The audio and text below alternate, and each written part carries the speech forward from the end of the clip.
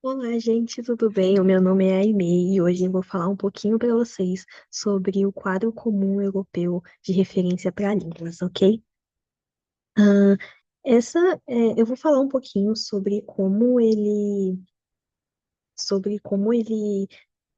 implica na Inclusive Society, ok?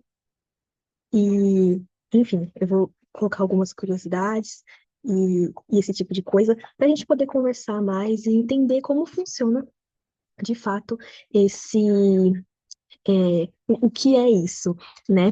Bom, mas enfim, como é, já falei, né? Vamos conversar hoje um pouco sobre o quadro comum europeu para referências para línguas. Ele é um é algo que foi criado lá em 1900 e bolinha, sabe? E ele começou a ser implantado mesmo em 2001.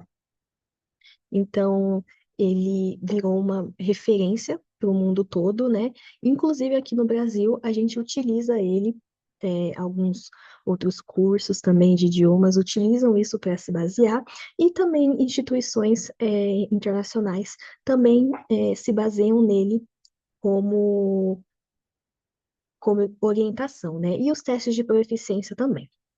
Tá? E o que ele é? Ele é um padrão internacional que ele vai descrever a proeficiência que uma pessoa tem em um idioma, né? E a capacidade que ela tem de se expressar e esse tipo de coisa.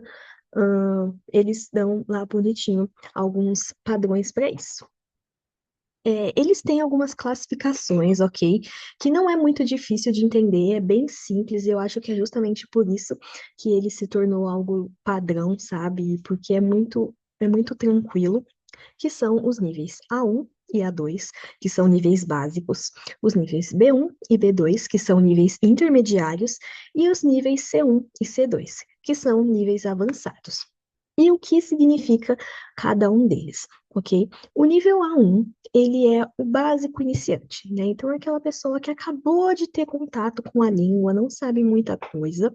Então, esse indivíduo, né, que acabou de ter contato com a língua, ele vai conseguir usar somente as expressões bem simples mesmo, e responder perguntas bem básicas, como, por exemplo, ai, qual o seu nome?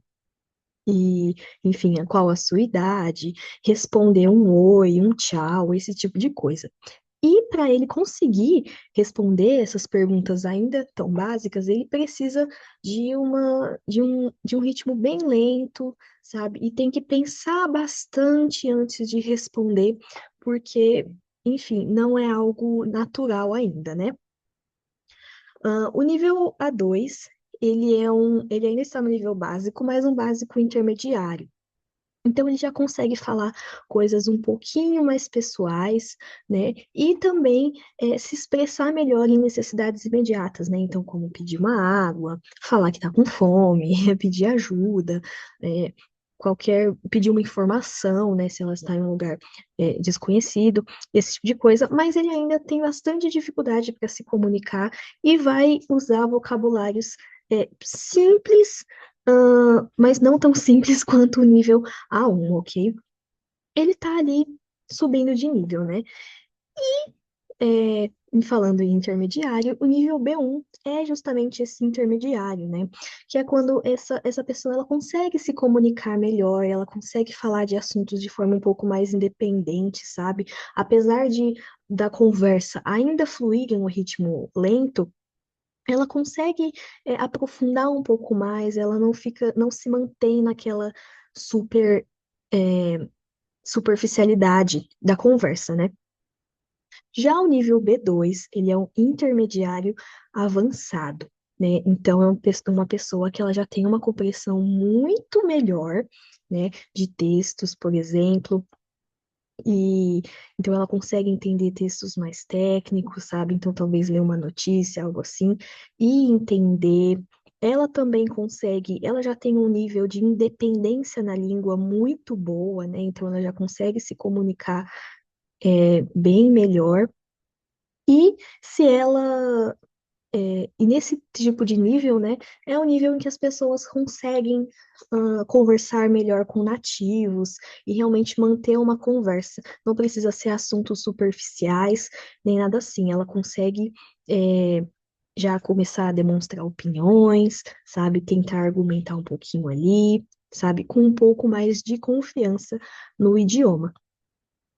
E os últimos, né, que são os Cs, que o C1 é o avançado, né? Então é aquele indivíduo que já não tem mais dificuldade com o idioma, né? Então ele consegue já estar completamente dentro de situações é, do dia a dia, sabe? E até assuntos mais complexos também. Então, se ele precisasse mostrar em uma situação de profissionalidade, né, de formalidade, ele consegue também, porque ele se expressa fluentemente já.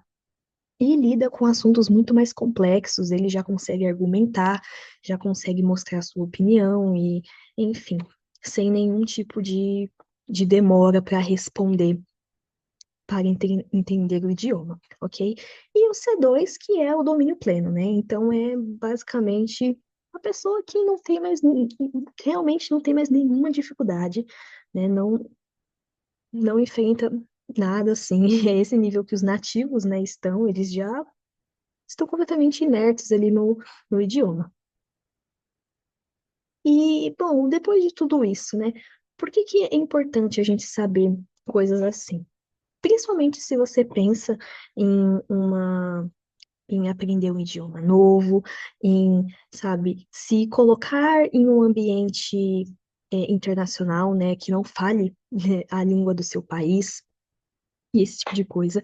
É muito importante você saber é, entender essa classificação, né? Principalmente para você começar a estudar melhor. Então, você saber qual o seu nível, da onde que você tem que partir daqui para frente para poder dominar o idioma, ok? Então, esse quadro ele é muito interessante. Tá? E agora nós vamos falar sobre a Inclusive Society e a relação dela com esses níveis de idioma. Bom, a Inclusive Society, ela leva sim em consideração, né, esse quadro comum de referência para línguas, mas mas adotamos um método próprio para classificar o nível de nossos alunos, né? Então, ele é segmentado em 10 níveis e ele respeita o processo natural de aprendizado, fazendo com que cada um leve o tempo dele para poder aprender, né? Sem nenhum tipo de pressão.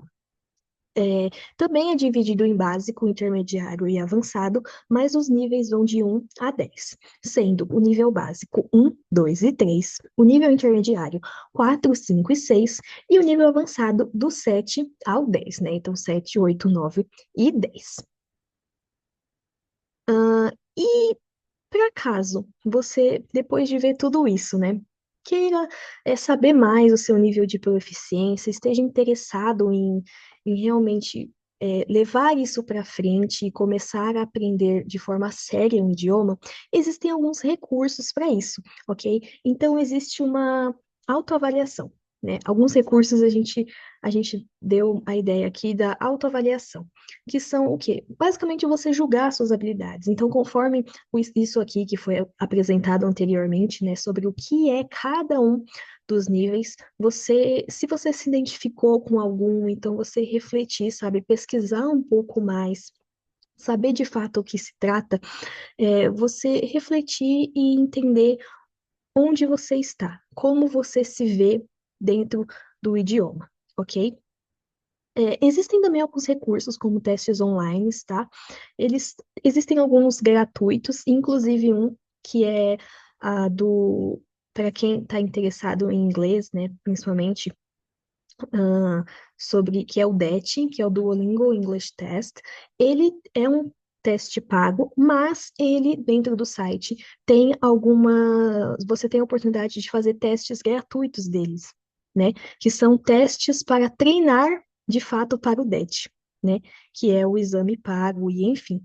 Mas Esses recursos são ilimitados, né? A quantidade de vezes que você pode fazer é ilimitado, então você consegue saber ali qual nível você tá, ele dá bonitinho os seus, a sua pontuação, esse tipo de coisa, é bem interessante. Existem outros também, ok? E existem, de fato, os testes de proficiência, né? Que é aí para quando você já está interessado em cursar alguma coisa no exterior, né, ou uma oportunidade de emprego no exterior, normalmente as instituições elas vão pedir esses testes de proeficiência que realmente comprovem o seu, o seu nível, né? Não é algo ali amador, é realmente uma coisa mais séria. E alguns exemplos são o TOEFL, o IELTS e esse DET, né, que é o Duolingo English Test, e ele também é aceito mais em universidades americanas, ok? Bom, sendo assim, essa foi a nossa aula sobre o quadro comum europeu de línguas. Eu espero que vocês tenham entendido melhor do que ele se trata, e espero que isso tenha também incentivado vocês a tentarem continuar ou começar uma língua nova e também entender como que vocês podem começar, ou em que nível vocês estão e buscar saber mais sobre isso. Eu espero que vocês tenham gostado.